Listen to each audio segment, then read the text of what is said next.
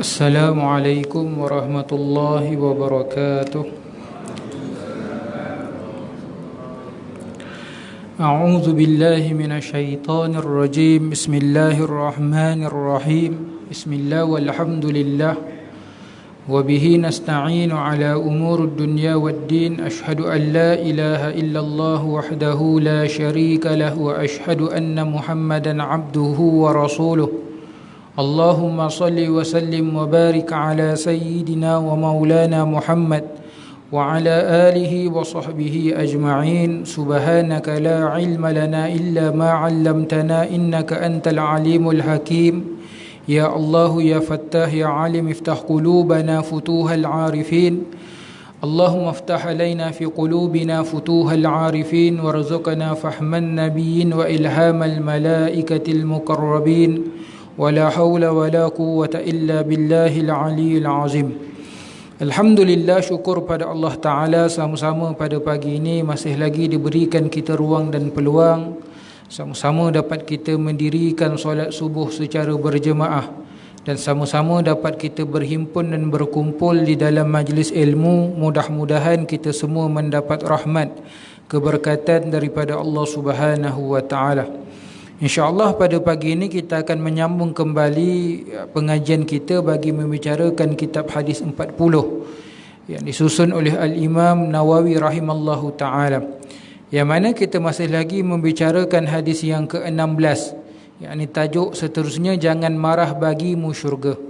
An Abi Hurairah radhiyallahu anhu anna rajulan qala lin nabiy sallallahu alaihi wasallam awsini qala la taghdab faraddada miraran qala la taghdab, rawahul Bukhari.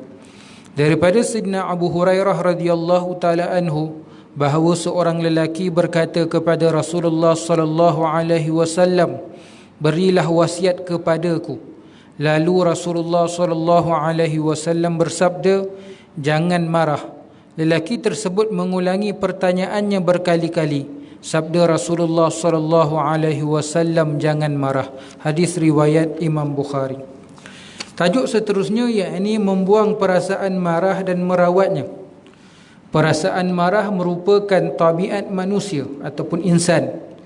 Tetapi Muslim yang mempunyai hubungan dengan alam tinggi memelihara dirinya, yakni hubungan dengan Allah Ta'ala, memelihara dirinya daripada sifat ini dan mengelak kejahatan marah dengan cara menjauhi segala sebab-sebab yang boleh membawa kepada sifat marah, dan merawatnya ketika mana berlaku, yakni merawat ketika marah. Antara sebab-sebabnya, yakni banyak sebab-sebab yang boleh berlakunya marah. Antaranya yakni sifat sombong, sifat takabur, yakni membesar diri, kemudian ingin mengatasi orang lain, yakni bersaing, kemudian bersifat megah, mengolok-ngolokkan orang lain, terlalu banyak bergurau terutamanya dalam perkara yang bukan kebenaran, kemudian berdebat, yakni berbalah, dan campur tangan dalam perkara yang tidak berkenaan dengannya. Kemudian terlalu rakuskan harta dan kemegahan yang berlebihan. Ini antara sebab-sebab yang seseorang itu boleh berlaku marah pada dirinya. Jadi kita ketahui akan sebab-sebab ini, maka mencegah ataupun mengelak daripada memperlakukan sebab-sebab yang disebutkan tadi boleh mencegah diri daripada marah. Seorang Muslim hendaklah membersihkan dirinya daripada akhlak-akhlak yang keji ini, ataupun akhlak mazmumah ini, ataupun sifat mazmumah, sifat yang dikeji oleh syarak. Tidak memandang kepadanya dan mendidik jiwa supaya berakhlak dengan akhlak mahmudah ataupun sifat yang terpuji. Kalau sombong ataupun takabur, lawannya dengan sifat merendah diri, zuhud, dengan qanaah, lawan dia. Maka semaikan dalam hati kita dengan sifat-sifat mahmudah ataupun sifat yang terpuji, dengan akhlak-akhlak yang baik, supaya mencegah diri kita daripada melakukan perkara keji, termasuk di dalamnya yakni marah. Kemudian cara merawat kemarahan. Terdapat berbagai cara untuk merawat kemarahan sebagaimana yang ditunjukkan oleh Islam. Yakni melatih dan membiasakan diri supaya berakhlak dengan akhlak-akhlak yang mulia, seperti bersikap lemah lembut, sabar, mendapat kepastian dalam segala perkara. Yakni bila berlaku sesuatu isu, jangan mudah kita respon, jangan mudah kita berbicara, melainkan kita kena mengetahui asal masalah yang berlaku. Kita hari ini tuan-tuan ialah zaman media sosial. Mudah sangat tuan-tuan, bila apa-apa berlaku di media sosial kita melenting, melompat tuan-tuan. Komen tu komen ni lah segala macam tuan-tuan. Kita tak tahu kadang-kadang apa yang berlaku di sebaliknya. Kita tak tahu apa asal masalah yang berlaku. Kita kadang-kadang kita komen ikut amarah kita. Kita komen ikut nafsu, bukan kita komen mengikut timbangan syarak ataupun dengan akal yang sehat tuan-tuan. Saya bagi contoh beberapa perkara tuan-tuan. Baru-baru ni tuan-tuan, ni mungkin sensitif lah, sebab ada nama-nama orang tertentu, tapi sebagai satu contoh tuan-tuan, supaya mengajar kita cara berfikir dengan betul tuan-tuan. Mana agama, mana nafsu kita tuan-tuan, mana amarah kita. Baru-baru ni tuan-tuan di parlimen, antara isu yang dibangkitkan di parlimen tuan-tuan oleh Kementerian Wanita dan Keluarga ni tuan-tuan, isunya antara 2001 dan 2022, ni kita tahun 2003, kadar perceraian semakin meningkat. Banding 2001 dengan 2022 kadar perceraian semakin meningkat. Orang berkahwin dan bercerai. Kemudian kadar orang yang tidak berkahwin, tak nak kahwin ni pun meningkat. Kadar orang yang tak nak berkahwin ini meningkat. Tuan-tuan, betul tuan-tuan? Dulu anak dara tua, sekarang bukan anak dara je, anak teruna tua pun ramai tuan-tuan, tak berkahwin. Dia ada punca-puncanya, ada sebab-sebabnya tuan-tuan. Jadi adalah seorang ahli parlimen ni tuan-tuan, antara cadangan dia lah, cadangan tuan-tuan, nak ikut-ikut tak nak sudah, cadangannya apa dia? Antara salah satunya galakkan poligami. Melenting tuan-tuan. Tak cukup dalam tu tuan-tuan, dalam Facebook pun dibantai. Saya cakap begini tuan-tuan, kita jangan fikir dari segi sudut nafsu ataupun amarah kita tuan-tuan. Bila perkara tu, saya bukan suruh buat, saya tak galakkan, tapi kalau buat saya doa yang baik-baik. Kalau perkara tu dibenarkan pada syarak, tuan-tuan tak percaya ke apa yang dibenarkan pada syarak itulah solusi jalan keluar daripada permasalahan umat manusia? Contoh tuan-tuan, ada agama tuan-tuan yang mendominasi sesebuah negara. Bahkan agama itu jadi agama rasmi bagi sesebuah negara tuan-tuan. Hanya membenarkan kahwin satu sahaja. Sedangkan ini kita sebut dari segi sudut realitinya. Orang lelaki ni macam mana pun dia ada nafsunya tuan-tuan. Bila berkahwin hanya dengan kahwin seorang sahaja dibenarkan tuan-tuan, negara-negara begini tuan-tuan antara negara-negara yang hebat dari segi sudut pelacuran tuan-tuan. Bahkan pelacuran itu dijadikan satu kerjaya dan diterima dalam masyarakat, asal suami jangan kahwin lagi lebih daripada satu.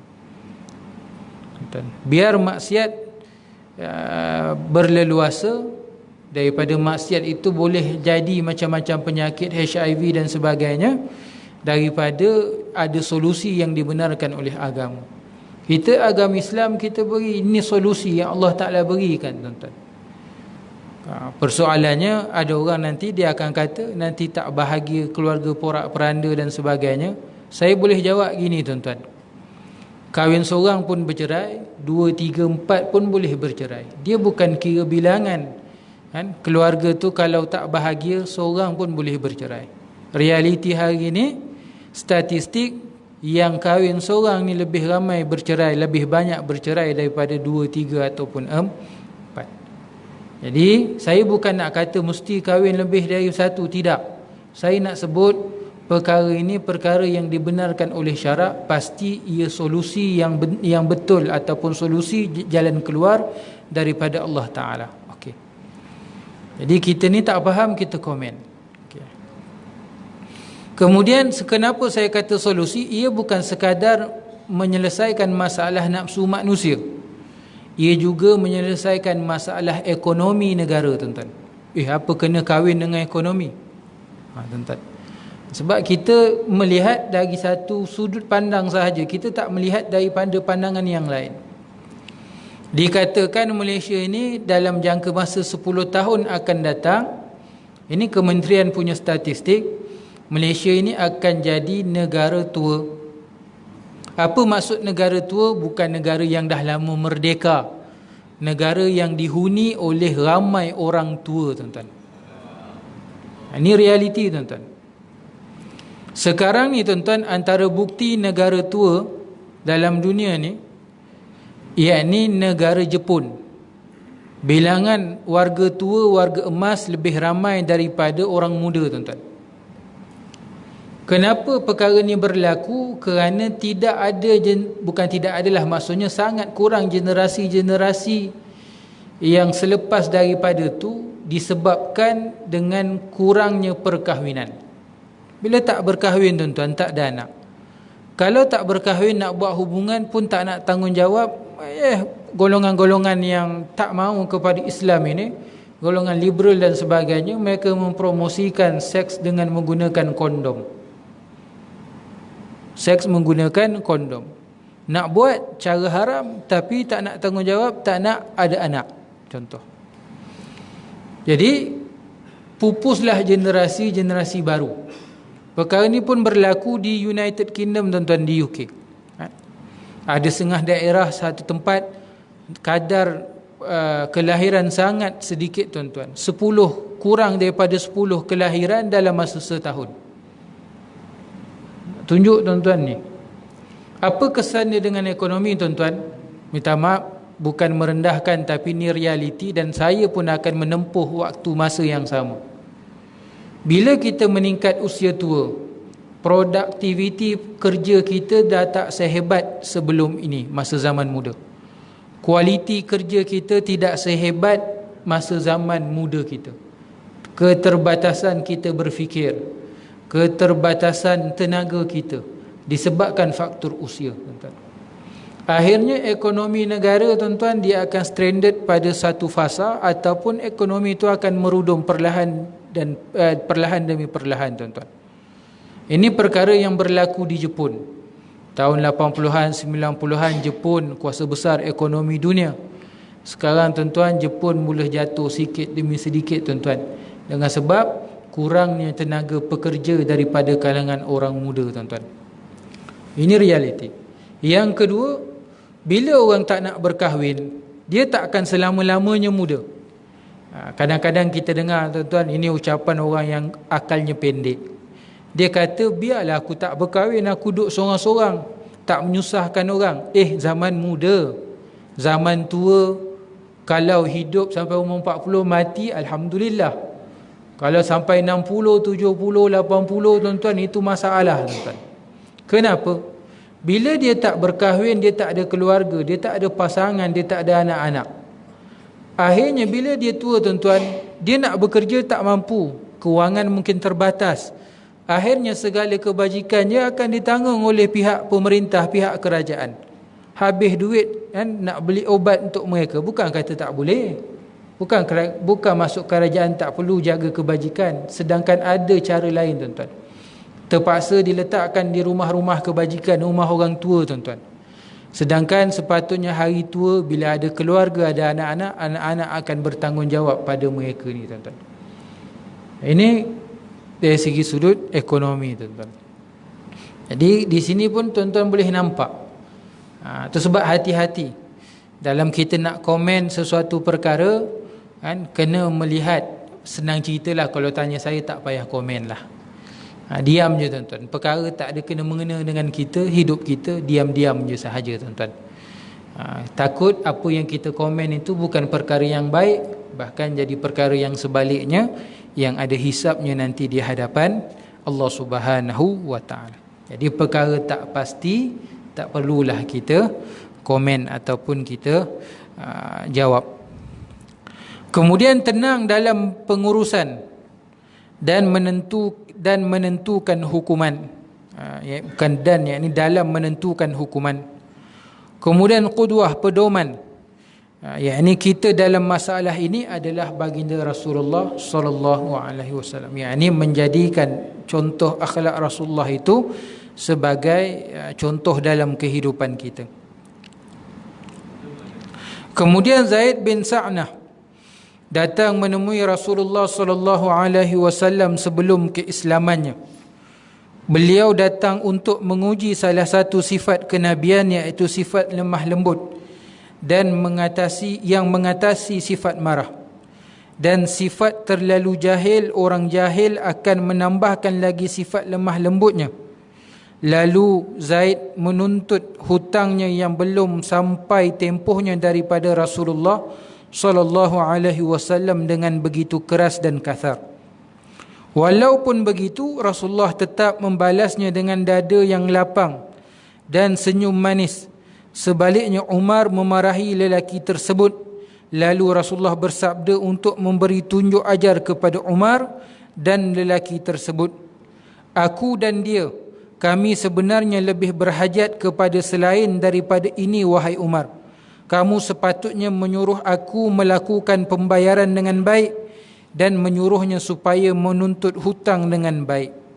Kemudian lalu Rasulullah mengarahkan supaya ditunaikan hutang dan ditambah haknya sebagai gantian akibat herdikan yang diterimanya daripada Umar. Itulah yang menyebabkan Zaid memeluk Islam dan terselamat daripada kemurkaan Allah dan nerakanya. Jadi Zaid bin Sa'nah ini seorang Yahudi yang hidup pada zaman Rasulullah sallallahu alaihi wasallam. Ini satu pengajaran untuk kita, pembelajaran. Itu sebab emosi itu jangan letak kat depan tuan-tuan. Boleh tak bermuamalah, berjual beli, berekonomi dengan kafir, antaranya Yahudi? Jawapannya boleh. Rasulullah pernah menggadai baju besi Rasulullah dan berhutang dengan Yahudi. Pernah berlaku gitu tuan-tuan. Jadi contoh saya nak sebut, bukan menggalakkan, tuan-tuan jangan salah faham, dengar elok-elok dengan jelas tuan-tuan. Contoh sekarang ni berlaku peperangan, serangan Yahudi tuan-tuan, Israel kepada umat Islam di Palestin, di Gaza khususnya. Jadi isu boikot Starbucks, KFC, McDonald, adik-beradik dia lah, apa-apa tuan-tuan.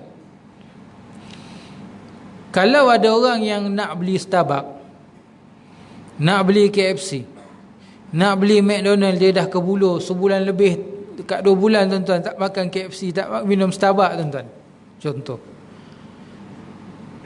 Halal tak pada dia? Adakah perbuatan itu haram ataupun halal? Jawapan dia halal tuan-tuan. Jawapan dia halal. Kita bukan, orang yang beli itu, mereka ni bukanlah niat bersubahat untuk bunuh umat Islam di Palestin. Contoh tuan-tuan, tuan-tuan beli dengan orang non-Muslim, orang Cina tuan-tuan. Pergi kedai hardware, beli paku, harga RM2. Kemudian dia ambil duit tuan-tuan tu, dia pergi beli babi, ataupun dia pergi tikam ekor. Apa kena mengena dengan kita? Ini dari segi muamalah saya sebut tuan-tuan. Tuan-tuan jangan belum habis cerita, jangan salah faham. Jangan buat conclusion awal-awal. Dari segi hukum, jual beli itu sah. Apa yang dijual belikan benda yang halal, dimakan pun halal. Okey, selesai kat situ. Tapi kita kena beri tekanan dalam bentuk boikot. Kita tak boleh mengharamkan benda yang halal, tapi kita boleh menghalang orang membeli benda yang halal kalaulah perkara itu boleh menjadi alat untuk menyekat Yahudi Israel ini daripada terus menzalimi umat Islam. Kalau nak cerita Starbucks, KFC, McDonald ni haram, orang kerja tu gaji dia haram, tuan-tuan. Orang kerja Nestle tu gaji dia haram, tuan-tuan. Kalau nak kata benda tu haram, tak haram. Tapi kita sekat, kita boikot untuk mencegah, menghalang Yahudi Israel daripada terus menzalimi umat Islam di Palestin. Boikot itu satu perkara lain, tuan-tuan. Itu sebab Rasulullah ketika mana hijrah ke Madinah, kan? Sampai di Madinah, Rasulullah tak kata jual beli dengan Yahudi haram, kita kena jual beli dengan orang Islam sahaja. Tidak. Dalam contoh perkara ni Rasulullah berhutang dengan Yahudi, kan? Bukanlah Rasulullah ni tak ada duit, miskin, tapi perilaku Rasulullah tu nak mengajarkan kepada umat boleh jual beli, berhutang bagai, berekonomi, bermuamalah dengan non-Muslim. Okay. Tapi dalam masa yang sama Rasulullah perintahkan sahabat-sahabat yang pandai berniaga, antaranya Sayyidina Abdurrahman bin Auf, dibukakan lagi satu pasar, yang pasar itu didominasi oleh orang Islam sahaja, bersaing. Ini salah satu bentuk boikot daripada Rasulullah sallallahu alaihi wasallam. Maksudnya, kan, lebih utama jual beli dengan orang Islam berbanding dengan orang-orang bukan Islam, tuan-tuan. Dulu kan sikit hari ada bunyi, tuan-tuan, BMF, tuan-tuan. Kan? Buy Muslim first. Kan? Sekarang senyap je, tuan-tuan. Mana hilang pun tak tahu, tuan-tuan. Contohlah, saya bagi contoh, tuan-tuan. Kita kena konsisten lah. Kalau kita nak bantu ekonomi orang Islam, kita tak nak duit kita ni keluar kena dapat pada orang bukan Islam, maka kita kena support sesama orang Islam. Alah ustaz, mana nak cari produk orang Islam? Okey, kalau pun tak ada produk orang Islam, beli kat kedai orang Islam. Contoh, tuan-tuan, Milo, ada ke Milo orang Islam punya produk, tuan-tuan? Tak ada. Contohlah, bernama Milo lah, kan. Jadi nak makan Milo, terpaksa Milo. Kalau tak dapat Milo, menggigil badan, tuan-tuan. Jadi beli daripada kedai orang Islam. Yang ini kita menguntungkan peniaga-peniaga Muslim, tuan-tuan. Itu sepatut tanggungjawab yang kita ni. Jadi hukum bab beli makan tu satu hal, tu halal. Tapi dalam masa yang sama saya cakap kena boikot, tuan-tuan. Kita tak boleh kata jual beli tu haram, memang halal. Tapi dalam masa sama kita kena boikot, cegah orang daripada beli, kan, supaya dapat kita bantu umat Islam di Palestin, beri tekanan kepada Yahudi Israel, tuan-tuan. Baru-baru ni PBB, tuan-tuan, keluar satu resolusi, kan, untuk gencatan senjata, kan, di Palestin, tuan-tuan. Tapi Amerika dengan kuasa veto yang ada pada dia, kan, membantah resolusi yang dikeluarkan oleh PBB. Biadab, tuan-tuan, kurang hajar, tuan-tuan. Tuan-tuan pakai iPhone, tak apalah, ada siapa niat nak beli iPhone tu tak payahlah, tuan-tuan. Apa-apa kena mengena dengan Amerika, tak ada niat nak beli, tangguhkan dulu, tuan-tuan. Bagi tekanan ekonomi pada Amerika, tuan-tuan. Orang nak suruh berhenti perang, dia nak sambung dan terus sambung, tuan-tuan. Jadi datang Zaid bin Sa'nah ini, minta hutang dengan Rasulullah, sedangkan belum sampai tempoh akhir untuk bayar hutang tu. Datang minta hutang dengan cara yang tidak beradab, kan, kepada Rasulullah sallallahu alaihi wasallam. Jadi Sayyidina Umar yang ada pada ketika itu di sisi Rasulullah bangun nak pukul Zaid bin Sa'nah ni. Kemudian tangannya dipegang oleh Rasulullah suruh duduk. Kenapa Rasulullah tak suka sikap marah yang ada kepada Sayyidina Umar Al-Khattab pada ketika itu. Rasulullah bayar hutang tu, bahkan digandakan ataupun ditambahkan lagi sebagai ganti rugi atas sikap Sayyidina Umar yang marah pada ketika itu, tuan-tuan. Pengajarannya apa, tuan-tuan? Jangan marah. Sabar itu lebih baik daripada bersikap sikap marah. Wallahu ta'ala a'lam. Kita berhenti dulu di sini. Tuan-tuan dan puan-puan yang dimuliakan oleh Allah Ta'ala, sebagai penutup kuliah kita pada pagi ini, sikit saya nak kongsikan pengalaman. Tapi sebelum tu saya nak ucapkan jutaan terima kasih pada tuan-tuan dan puan-puan yang menyumbang dalam program ziarah mahabbah di pos Piah Sungai Siput Perak yang lalu pada 1 Disember yang lalu. Alhamdulillah, 1 Disember sampai 3 Disember kami berprogram di pos Piah Sungai Siput Perak. Alhamdulillah, lebih kurang 350 pek beras diagihkan kepada 4 buah kampung di pos Piah, Kampung Gentes, Kampung Kembok, Kampung Piah dan Kampung Teras. Ada 318 keluarga, dan baki daripada 350 pek beras tu disedekahkan ke Surau Kampung Lalang, Surau Diri Jumaat, orang asli lah.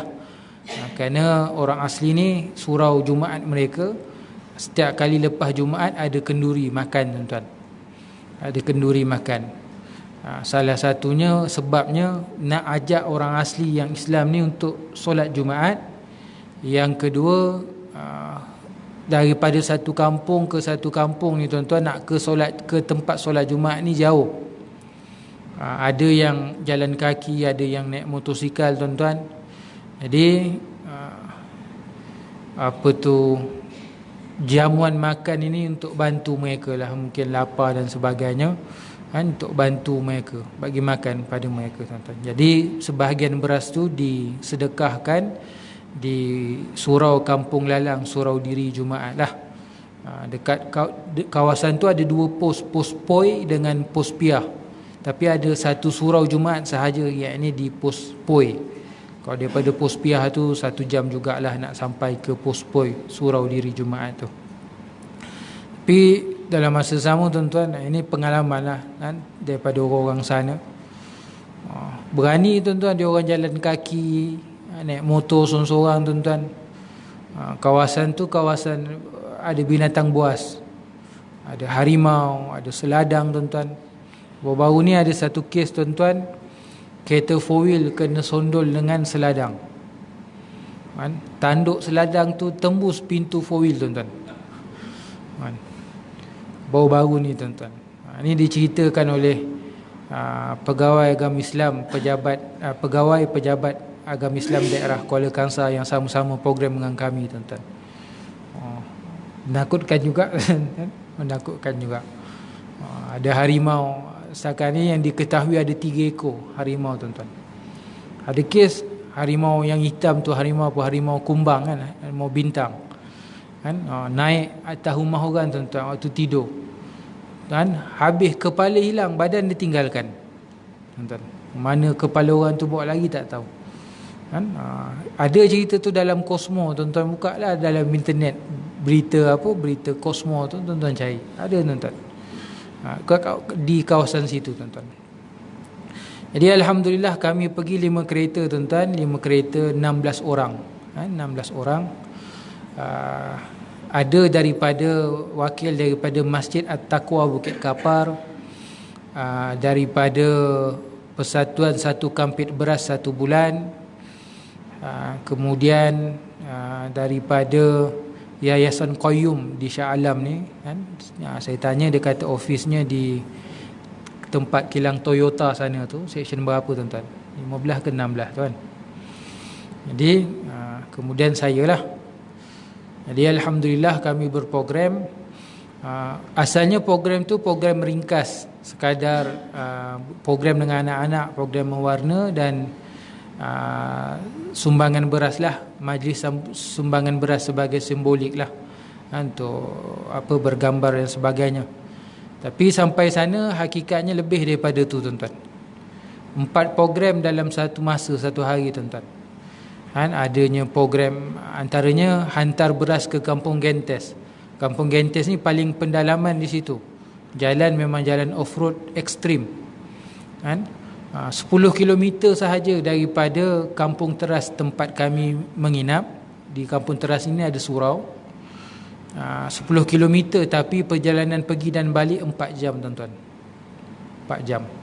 Itu pun kereta kami 5 kereta kami tak masuk kan. Ada 2 kereta lagi, satu kereta daripada penyelaras NGO di sana dan satu daripada Pejabat Agama Islam daerah Kuala Kangsar kan. Mereka ni dua-dua, satu Ranger, satu Hilux yang memang modified untuk jalan ekstrim ni lah. Jadi 2 kereta ni hantar beras ke Kampung Gentes kan, daripada 350 beras tu kan, hantar ke Kampung Gentes, keluar pukul 12 sampai pukul 4 petang tuan-tuan. Tu tak hujan tu. Satu kereta ni memang tak, tu pun dalam power dah modified pun ada satu kereta tak lepas tuan-tuan, Hilux. Tapi mujurlah kat dalam tu ada tak tahulah projek apa, ada backhoe tarik tuan-tuan. Backhoe tarik bawa sampai ke Kampung Gentes tuan-tuan. Jadi tu satu. Yang kedua, program masak. Kami tak cadang untuk masak, bagi makan kenduri untuk orang asli.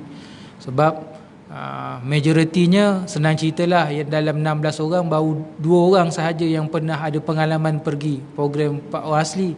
Yang lain tak ada pengalaman tuan-tuan. Jadi saya dengan isteri saya je yang ada pengalaman. Yang lain ni semua first time lah. Tapi Alhamdulillah, nak jadi cerita, Allah Ta'ala nak program ni berjalan lancar kan. Ustaz ataupun pegawai daripada Pejabat Agama Islam daerah Kuala Kangsar tu bawa 2 bandel bihun tuan-tuan kan. Dia bawa bawang apa semua. Lepas tu dia tinggalkan tuan-tuan, dia pergi Kampung Gentes. Kami masak tuan-tuan. Ada sebahagian daripada kami masak kan. Jadilah bihun goreng tuan-tuan. Sedap pula tuan-tuan, Alhamdulillah kan. Untuk 500 orang. Bihun goreng untuk 500 orang tuan-tuan. 200 untuk peserta takraw, 200 dan kampung piah, 200 lagi untuk 300 lagi untuk kampung teras tuan-tuan. Kemudian yang ketiga, program mewarna dengan kanak-kanak kan. Ada guru yang turut serta dalam program ni, uruskanlah, handle program mewarna dengan anak-anak orang asli ni lah. Berilah jajan kan, sebagai menghargai anak-anak ni datang program mewarna ni tuan-tuan. Dan program keempat, pertandingan takraw. Ni saya yang handle tuan-tuan. Orang asli WhatsApp minta nak buat pertandingan takraw. Saya tanya, kami kena main takraw ke? Dia kata, saya tanya, kami kena main takraw ke? Saya tak reti main takraw kan. Lipat baju boleh lah, lipat takraw saya tak reti. Dia kata, Ustaz tak perlu main takraw, Ustaz taja hadiah sahaja. Jadi kami taja hadiah bernilai RM300, tempat pertama sampai tempat keempat dan pengadil. Setiap peserta tu daripada tempat pertama sampai keempat tu, kalau 3 semua ada hadiah seorang satu. Hamper dalam bentuk makanan asasi lah, gula, garam, tepung apa semua tu lah. Jadi itu bawah saya lah. Tengok, rasa macam YB tuan-tuan, buat penyerahan hadiah tuan-tuan. Tak pernah rasa macam YB tuan-tuan. Alhamdulillah. Jadi sambutan menggalakkan tuan-tuan. Kami datang je tuan-tuan, sampai belum habis turun barang tuan-tuan, satu kampung datang ke rumah tuan-tuan, 500-600 orang tuan-tuan. Kami kesian dia orang tunggu kat surau tu tuan-tuan. Tengok je kami. Lalas saya cakap dengan kawan-kawan, tak apalah, apa jajan yang ada sekarang ni keluarkan dulu, bagi dulu. Jadi dah bagi, baru saya boleh kata balik dululah, nanti datang petang ataupun datang esok. Kalau tak, dia tunggu je tuan-tuan. Asalnya program kami 4 kampung, tapi jadi sampai program itu lebih daripada 10 kampung tuan-tuan. Saya tak sempat nak kira. Sebab ketika perjalanan pulang kami nak balik, kami akan melalui kampung-kampung lain nak keluar daripada kawasan tu. Jadi banyak lagi jajan ataupun makanan ringan. Macam saya bawa roti dalam 300 roti lah. Roti krim tu tuan-tuan. Roti krim untuk budak-budak lah. Ada yang bawa air kotak, ada yang bawa biskut, ada yang macam-macam jajan tuan-tuan. Jadi nak habiskan tu daripada satu kampung ke satu kampung kan, daripada pospiah sampai pospoi habis sekali, baru kami keluar, tuan-tuan. Maksudnya manfaat dia besar untuk masyarakat di sana, tuan-tuan. Dalam masa yang sama ada ziarah juga.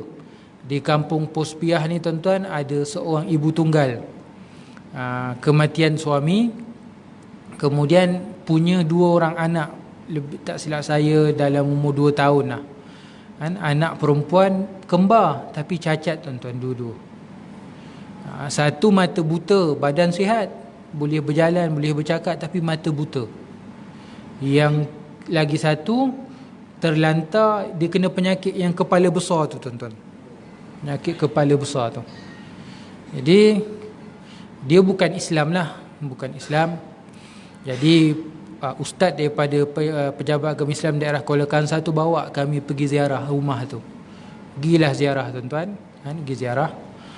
Saya masa tu spontan, saya ambil topi saya terus tadah, okey sahabat-sahabat, siapa nak sumbang, kita sumbang, bagi sumbangan pada puan ni. Masing-masing lah 50 apa semua, saya rasa mau ada 300-400 jugalah kan, sumbang. Jadi benda tu spontan dan benda tu berlaku depan orang ni, tuan-tuan. Jadi dia pun, saya tengok macam tergamam lah, terkejut. Lepas tu kita serahkan sumbangan tu, dia ambil sumbangan tu, menangis dia, tuan-tuan. Menangis dia, tuan-tuan. Jadi insya-Allah saya rasa tak lama tu Islam lah tu, tuan-tuan. Itu penting, tuan-tuan, kan? Kita ni cakap banyak tapi tak bekerja, tak jadi, tuan-tuan. Kita kena santuni. Nak ceramah pampung, yang lebih berkesan sebenarnya menyantuni, tuan-tuan. Bina ukhuwah, kan? Bantu mereka. Itulah cara dakwah yang lebih berkesan untuk jentik hati mereka supaya masuk ke dalam agama Islam, tuan-tuan. Saya pun tengah cari sponsor, tuan-tuan, tapi saya tak nak individu. Saya nak mungkin masjid surau ke, kerana saya tanya ustaz ni, ustaz tak boleh dapat ke bantuan daripada pejabat agama Islam? Dia kata tak boleh, sebab orang ni bukan Islam. Kalau dia Islam, dia dapatlah zakat, kan, atas nama, sebab susah ataupun mu'allaf. Jadi ustaz ni memang harapkan, kan, bantuan kerana perlu pampers dan susu untuk anak dia. Jadi anak orang ni lah, bukan anak ustaz tu. Jadi saya tak galak individu, sebab individu pahala dapat kat dia seorang. Jadi institusi, kalau masjid atau surau, kan orang menyumbang sikit-sikit, semua dapat pahala seorang sikit lah, kan. Kalau ada yang nak sponsor, tapi terus berurusan dengan mereka lah, kan, nak sponsor apa pampers dan susu untuk anak ni, tuan-tuan. Itu salah satu. Saya ketika penyampaian hadiah pertandingan takraw, tuan-tuan. Takraw ni di Kampung Piah. Kampung Piah ni yang saya sebut bulan lepas ada gereja tu. Di Kampung Piah ni, tuan-tuan. Kami bawa lah peserta ni pergi tengok mana gerejanya apa semualah. Gereja tu dibina di atas tanah Tok Batin. Jadi Tok Batin dia pro-Kristian. Tak tahu dah masuk Kristian ke belum, tapi pro-Kristian. Dia tak bagi buat program atas nama dakwah ataupun Islam. Tapi macam mana kami nak buat program di kampung dia, kami buat program takraw. Program takraw di sana. Jadi kami ni NGO pertama, NGO Islam pertama buat program di Kampung Piah ni, tuan-tuan. Saya masa penyerahan hadiah, ada sahabat penyelaras di sana, dia kata, nanti ustaz minta 5 minit untuk berucap, ustaz cerita tentang Islam. Saya pun bila dia cakap gitu, saya buatlah. Jadi masa penyampaian hadiah tu, saya minta MC 5 minit untuk saya nak berucap. Saya berucap lah, saya kata kami ni daripada Selangor, daripada masjid, kami ni orang Islam daripada Selangor, datang sini menyantuni masyarakat orang asli. Islam mengajar rahmah, kasih sayang sesama manusia, membina ukhuwah apa semua. Ceritalah cerita tentang Islam, kebaikan ni. Semua orang pandang saya, tuan-tuan. Semua pandang, muka tak ada perasaan. Saya cakap, aduh, aku buat salah ke ni? Dia kalau tersilap, tuan-tuan, itulah kali terakhir dan itulah kali pertama dan terakhir. Dia takkan bagi lagi, tuan-tuan. Ni orang asli dia memang macam tu, tuan-tuan. Saya takut saya dah buat silap. Memang cakap Islam tu tak silap, tapi kadang-kadang kita dakwah tak kena cara dia. Habis daripada tu, saya serahkan balik pada MC. MC kata apa? Terima kasih atas ucapan yang disampaikan oleh ustaz. Mula-mula dia panggil saya encik, tapi bila dah cerita Islam dia panggil saya ustaz. Oleh ustaz, kami harapkan akan ada lagi pertandingan takraw tahun-tahun yang akan datang. Wah, lega tuan-tuan. Wah, saya bila dengar macam tu tuan-tuan, saya dalam hati saya dah berazam akan datang tahun depan kena buat lagi takraw kat sini tuan-tuan. Mungkin kena tambah lagi main bola ke apa dan sebagainya lah, untuk tarik minat masyarakat orang asli ni tuan-tuan. Bina ukhuwah dengan mereka, yang mudah-mudahan dengan ukhuwah itu dapat hidayah pada mereka insya-Allah. Saya mudah aja tuan-tuan gini. Kita buat kerja sahaja. Kita tak ada langkah pertama, takkan ada langkah yang kedua. Kena mulakan. Saya target 10 kereta tapi saya dapat 5 kereta. Saya target 40 orang, saya dapat 16 orang sahaja. Tapi saya tak patah semangat, teruskan. Kalau pun tak ada siapa ikut, saya suami misi akan pergi, akan selesaikan. Kemudian kita kena percaya apa sahaja kita buat takkan Allah Ta'ala sia-siakan. Kita buat dakwah, insya-Allah Allah Ta'ala akan beri hidayah kepada masyarakat orang asli kat sana tuan-tuan. Termasuk dengan tuan-tuan mungkin tak pergi sana, tetapi pahala tu dapat kerana tuan-tuan pun sama-sama berkongsi rezeki untuk masyarakat orang asli di sana tuan-tuan. Dan saya insya-Allah program ni akan jadi program berkala setiap 3 bulan sekali, dan program akan datang 23 hari bulan 3 bulan Ramadan, buka puasa dengan orang asli, solat tarawih dan moreh bersama dengan orang asli tuan-tuan. Jadi 500 orang untuk buka puasa, 100 orang untuk moreh, dan macam perkara yang sama 350 pack beras untuk masyarakat orang asli di sana tuan-tuan. Mereka nak beli beras 5 kilo tu tuan-tuan, harganya 30 ke 35 ringgit. Jadi saya bawa beras, saya beli 20 ringgit tuan-tuan. Nak beli tu pun bukan senang. Rupanya ingat senang nak beli tuan-tuan. Siap dia tanya surat lah apa, sebab beli banyak, takut kita ni nak sembunyi supaya main harga dan sebagainya. Tapi sebab ada backup daripada pejabat agama Islam daerah Kuala Kangsar, jadi segala proses itu berjalan lancar lah, dapat diagihkan kepada masyarakat orang asli di sana. Jadi saya mengajaklah pada pihak surau ataupun jemaah, kalau ada siapa-siapa yang sudi untuk bersama-sama dengan saya dalam program ni, saya jemput, saya ajak. Tapi syaratnya ada 4x4 lah. Saya tengok lalu tadi ada nampak hilak, tak tahulah rumah siapa punya kan, ada 4x4. Paling kurang pun surau pergilah satu kereta, pergi tengok. Kalau tanya saya dengan cara fikir saya lah. Tapi kalau kita pergi ramai tengok, mungkin ada macam-macam idea tuan-tuan untuk bantu dakwah di sana tuan-tuan. Jadi saya ajaklah, pergilah tengok, santuni masyarakat orang asli di sana. Kalau saya kerja seorang-seorang memang boleh selesai, tapi tak sehebat kita buat kerja secara berjemaah tuan-tuan. Kemudian kalau ada siapa-siapa sudi menyumbang, macam saya sebut beras RM20 untuk satu kampet 5 kilo tu. Kemudian makan untuk orang asli tu satu kepala RM10 tuan-tuan. Tuan-tuan cakap RM10 cukup tuan-tuan, sebab bukan kita nak ambil untung, kita nak bantu sahaja. Antara menunya nasi putih, kari ayam dengan kobis. Kemudian malamnya moreh dengan roti canai tuan-tuan. Roti canai bukan teh bawah sana lah, bawa daripada sini roti canai segera tuan-tuan. Wallahu ta'ala a'lam. Jadi kita tutup majlis kita pada pagi ini dengan bacaan doa dengan tasbih kafarah dan surah Al-Asr. A'udzu billahi minasyaitonir rajim. Bismillahirrahmanirrahim. Alhamdulillahi rabbil alamin. Wassalatu wassalamu ala sayyidil mursalin sayyidina wa maulana Muhammad wa ala alihi wa sahbihi ajma'in.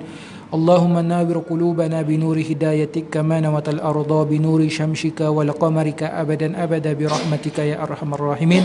Ya Allah, ya Tuhan kami, limpahkanlah cahaya hidayah dalam hati kami seperti mana cahaya matahari dan bulan-Mu selama-lamanya dalam kerahmatan, keberkatan dan pengampunan-Mu ya Allah. Ya Allah, ya Arhamar Rahimin, ya Rabbal Alamin. Wa sallallahu ala sayyidina Muhammad wa ala alihi wa sahbihi wa baraka wa sallam. Walhamdulillahi Rabbil Alamin. Subhanakallahumma wa bihamdika ashhadu an la ilaha illa anta astaghfiruka wa atubu ilaih. Bismillahirrahmanirrahim. Wal 'asri innal insana lafi khusr illa alladhina amanu wa 'amilus solihat wa tawasaw bil haqq wa tawasaw bis sabr. Wabillahi taufiq wal hidayah. Wassalamu alaikum warahmatullahi wabarakatuh.